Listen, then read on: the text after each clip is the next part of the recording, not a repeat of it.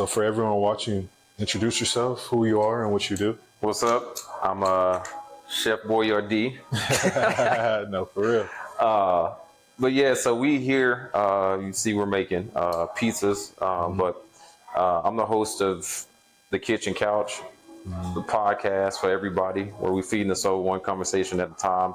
And it's basically just introducing plant-based dishes to everyone. Most of my friends or whatever, people that I know, have either had it or they've tried some form of plant-based or vegan food, which the goal is just to educate people on it. But also, I don't think it has to be for everybody. Like, I don't think everybody needs to go just straight plant-based. Exactly. But it is an option. Like, it's a good, healthy option for a lot of people. It's not always a good option for everybody, especially with all the processed food and stuff. So, Exactly. but it's all about love, conversation,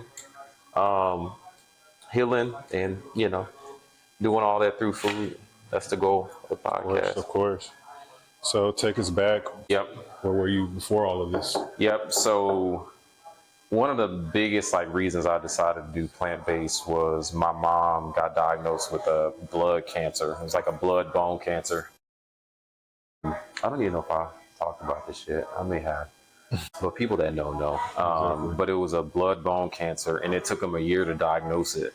Okay. And so she kept going through all these different treatments, and they thought she had an infection. They were checking her for diabetes and stuff all the time, and all the stuff came back negative. They did, and her everything kept getting worse. Like, her wounds and stuff just kept getting worse. They never would heal. Exactly. And so she got to the point to where it had gotten all the way down to her bone, like the wounds and stuff. And so they were thinking about amputating and doing all this stuff. And so when they got in there, they ran a test, and the test came back that showed that she had this rare type of blood bone cancer. Exactly. And it's called multiple myeloma. It's more common now. It's showing up in a lot of people. And one of the things that they said when we were doing our consultation after she was diagnosed and we just started getting ready for treatment and stuff is, for one, there was no cure for it. You can live with it.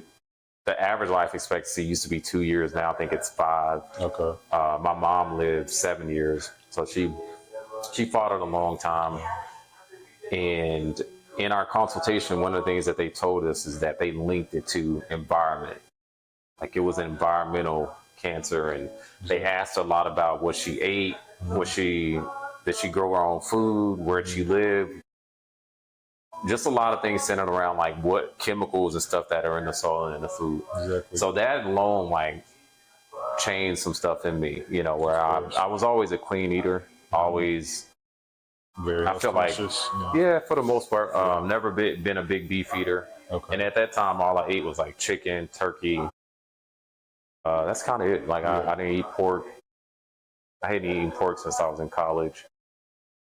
And then I'm lactose intolerant, so a lot of stuff was easy, so I couldn't eat Yeah, we pretty much cheese, milk. So a lot of that stuff I had already cut out, and it wasn't hard for me. I think the hardest part was traveling and finding places to eat.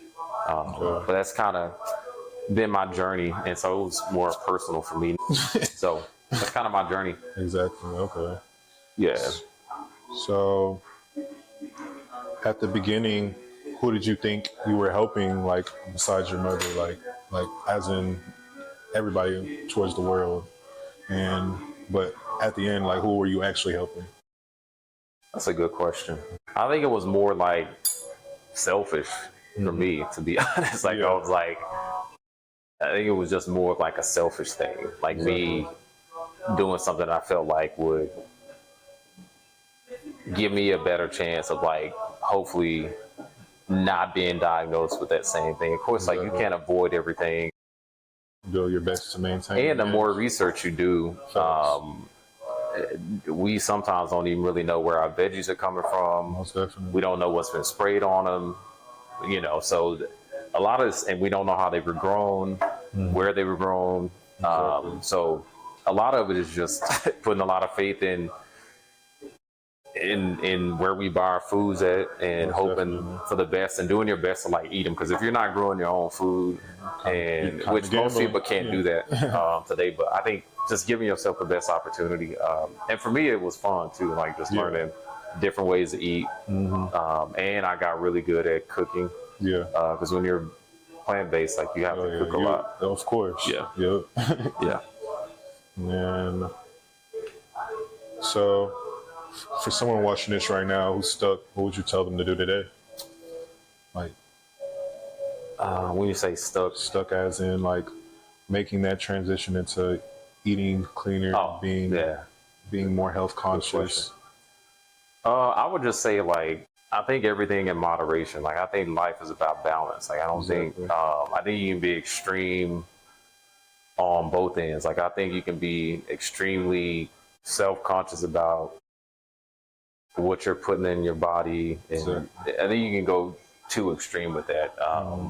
I think also just learning your body. I think where you come from, your blood type is important. Like I don't know if a lot of people know their blood type, but your blood type is important when you're determining like what you're eating, what you're putting in your body, your history, like your genetics, understanding like what you're prone to, what you're susceptible to should drive the way you eat. If you come from like high blood pressure family, those are things that should drive what you eat, and like staying away from like high cholesterol foods. And you can do that by cooking with different oils, which will help that. But some people, it's just they're genetically prone to have high blood pressure, diabetes. And so diet is a good way to manage that. And then again, like you can start with little stuff by just changing the oil you cook with. You can start with by substituting the milk you drink. Like there's a bunch of oat milks and plant milks out there that are really good in general. So I think those are ways to start. Even cheese, like this is one of the cheeses that we're using today, and it actually tastes like cheese and, which is good, and it melts. So there's just, I would say, do one day. Like I would do like one day of just plant-based. Exactly. And then I would do 2 days. And as time went on, I was like, all right, I can do 3.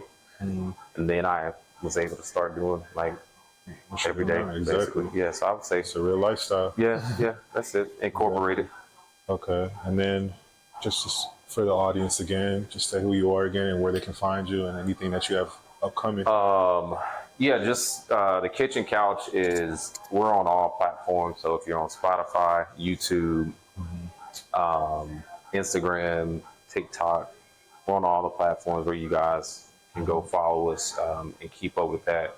And we usually try to put out a new episode every week with that. And you can catch the full episodes either on YouTube, Spotify, and iTunes, like if you guys want to catch us on that. But the Kitchen Couch, again, is for everybody. Like if you got kids, it's something that's for everybody. Like we're not, it's about education, it's about uplifting, and also just by putting something positive on the internet. But I also think like food and conversation is where community starts, is where our family starts. Exactly. So I think it's super important. And then even for me, like I have when my family and friends come over, we usually are eating and cooking and having like really good conversations and stuff. If you want to peep in and be a part of that, so catch us at the Kitchen Couch podcast. And tune into our episode coming soon. Yep. Okay. Yeah, that's pretty much it. All right, awesome. All right.